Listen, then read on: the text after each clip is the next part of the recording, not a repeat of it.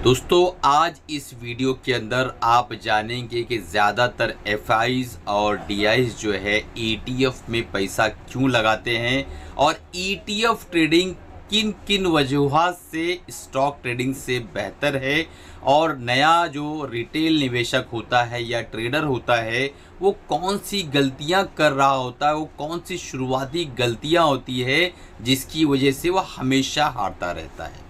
तो इस वीडियो में आप बहुत कुछ सीखने वाले हैं, बिना स्किप किए हुए लास्ट तक देखिएगा ताकि आप समझ जाएं कि क्या डिफरेंस है स्टॉक्स के अंदर ट्रेडिंग करने में और ईटीएफ के अंदर ट्रेडिंग करने में। तो अगर आप बिगनर हैं, नए हैं, चैनल को अभी तक सब्सक्राइब नहीं किया है, तुरंत सब्सक्राइब कर लो, बेल बटन दबा दो ताकि जब भी इस तरीके के वीडियोस अपलोड हो आपके मोबाइल तक पहुंच सके और आप उससे फ़ायदा उठा सके। तो चलिए वीडियो को शुरू करते हैं। पहले मैं आगे बढ़ूं, अगर आप फ्री में टेक्निकल एनालिसिस सीखना चाहते हैं, नीचे डिस्क्रिप्शन में नंबर है और आप जाके तुरंत जो है टीम से कांटेक्ट करें और लिंक ले लें उस कोर्स का जो बिल्कुल फ्री में आपके लिए बनाकर रखा गया है, जिससे आप कैंडलस्टिक पैटर्न वगैरह सीख सकते हैं। तो चलिए देखते हैं कि कौन से वो डिफरेंशियल पॉइंट है जो स्टॉक ट्रेडिंग और ईटीएफ ट्रेडिंग को अलग करती है। तो सबसे पहले कि ईटीएफ क्या होता है। ईटीएफ एक तरह का एक्सचेंज ट्रेडेड फंड होता है और इसमें ढेरों सारी कंपनियों का एक बंडल होता है। मिसाल के तौर पे निफ्टी 50 यानी निफ्टी 50 का इंडेक्स की सारी कंपनियां मिलाकर अगर कोई ईटीएफ बनाया जाएगा तो उसे निफ्टी ईटीएफ कहेंगे और इसके बहुत सारे ईटीएफ ऑलरेडी मौजूद है। और शेयर क्या होता है, स्टॉक क्या होता है, किसी भी कंपनी का शेयर जो होता है वो आप ट्रेड कर रहे होते हैं, उसे कहते हैं स्टॉक ट्रेडिंग। दूसरा पॉइंट, रिस्क क्या है। ईटीएफ के अंदर रिस्क आपका डाइवर्सिफाई होता है। मान लो किसी ईटीएफ का प्राइस 100 रुपया है, अभी 100 रुपये में आपने 50 कंपनियां ले रखी हैं, यानी अगर आपका ईटीएफ का जो फंड मैनेज कर रहा है वो 2-2 रुपया भी 50 कंपनियों में डालता है तो आपका पूरा 100 रुपया जो है 50 कंपनियों में डाइवर्सिफाई हो गया। तो रिस्क आपका काफ़ी मिनिमम होता है। लेकिन स्टॉक अगर आप ट्रेड कर रहे हो, किसी शेयर को ट्रेड करने जा रहे हो तो उसके अंदर वो एक कंपनी ही आप ट्रेड कर रहे हो, तो इसके अंदर जोखिम थोड़ा बढ़ जाता है और ईटीएफ के अंदर जोखिम थोड़ा कम रहता है बनेगा। यानी अगर आप ईटीएफ को ट्रेड कर रहे हैं तो इसके अंदर आपको एक औसत और स्थिर रिटर्न बनेगा। लेकिन अगर आप किसी स्टॉक को ट्रेड कर रहे हैं तो इसके अंदर रिटर्न फ्लैक्सिबल होता है, यानी बहुत ज़्यादा रिटर्न भी बन सकता है, बहुत कम रिटर्न भी बन सकता है और आपका लॉस भी हो सकता है। अब चौथा पॉइंट देख लेते हैं, डाइवर्सिफिकेशन।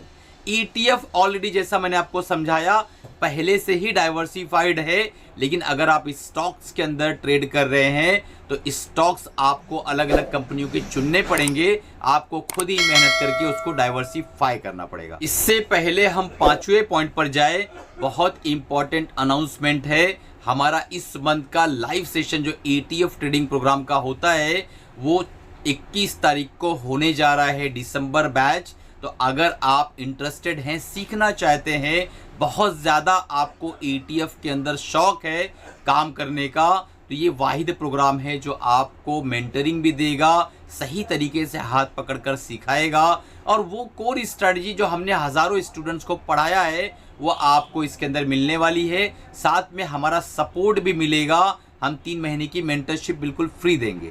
आज ही इनरोल कर लो, बहुत ही लिमिटेड सीट बची हुई है ताकि आज ही आपको रिकॉर्डेड प्रोग्राम मिल जाए और 21 तारीख को आपको जूम पर लाइव आना है। कुछ लोग कहते हैं सर लाइव नहीं बैठ पाएंगे, तो मैक्सिमम स्टूडेंट्स रिकॉर्डेड प्रोग्राम से ही सीख जाते हैं। बड़ी सरलता के साथ हमने उसके अंदर आपको सिखाने का प्रयास किया है। अब चलते हैं 5वें पॉइंट पे।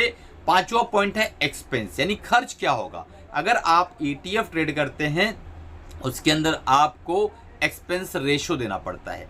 जिस तरीके से म्यूचुअल फंड के अंदर अगर आप काम कर रहे हो तो एग्जिट लोड देना पड़ता है, यहाँ पे आपको एक्सपेंस रेशो लगता है जो कि काफ़ी मिनिमम, काफ़ी जो है नेग्लिजिबल होता है। लेकिन अगर आप स्टॉक को ट्रेड कर रहे हो तो आपको बार बार इन आउट पे ब्रोकरेज भी देना पड़ेगा, साथ में बहुत सारे और भी खर्चे हैं। तो ये चीज़ को आपको याद रखना है। अगर आप ईटीएफ और स्टॉक के बीच में फ़र्क करना चाहते हो और नए नए हो, ये सोच कर आए हो कि अभी मुझे क्या करना है पहले पता करूं, तो ये ज़रूर जान लो कि इसके अंदर खर्च और एक्सपेंस क्या है जो एक रिटेल की कमर तोड़ देती है।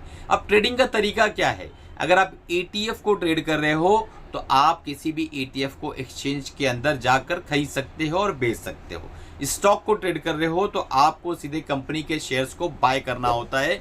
अब चलते हैं हम आठवां और 9वां पॉइंट बहुत इंपॉर्टेंट है, लेकिन सबसे पहले 7वां पॉइंट देख लेते हैं, मॉनिटरिंग कैसे होगी।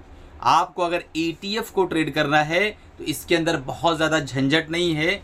आप जो है बहुत ही कम निगरानी के अंदर मॉनिटर कर सकते हैं, बार बार आपको उछल पुछल करने की ज़रूरत नहीं है। लेकिन अगर स्टॉक को ट्रेड कर रहे हो तो आपको कंपनी के सारे मैनेजमेंट का ख्याल रखना पड़ेगा, आपको न्यूज़ को देखना पड़ेगा, आपके सब रिजल्ट्स को देखना पड़ेगा और काफ़ी तामझाम का सामना करना पड़ेगा, तो जाके आप अपने स्टॉक्स को प्रॉपरली ट्रेड कर पाओगे। इसके आगे का जो पॉइंट है बहुत इंपॉर्टेंट है, 8वां पॉइंट, कि अगर हम नए हैं और नए निवेशक हैं तो बेहतर क्या है हमारे लिए। यानी हम आज आए हैं और हम काम करना चाह रहे हैं, नए हैं, तो बेहतर क्या है। तो एक चीज़ समझ लो कि अगर नए हो सबसे बेहतर है कि ETF के माध्यम से आप धीरे धीरे इस लाइन के अंदर आओ। ऐसा ना हो कि पानी की गहराई ज़्यादा हो और आप जो अपने आप को तैराक समझ के सीधा जंप मारो और डूब जाओ। तो इसीलिए ETF के माध्यम से आओ। स्टॉक का अनुभव जब धीरे धीरे हो जाएगा 2, 5, 7 साल में, उसके बाद आपको स्टॉक के अंदर निवेश करना है। अब चलते हैं 9वां और 10वां पॉइंट देखते हैं, जिसमें 10वां पॉइंट बहुत इंपॉर्टेंट। 9वां पॉइंट है लिक्विडिटी। यानी अगर आप कौन सा ETF लेंगे जिसके अंदर आपको एंट्री भी अच्छी मिल जाए, फिर बाद में एग्जिट भी हो जाए। ऐसा ना हो कि कोई ETF ले लो और अटके पड़े रहो।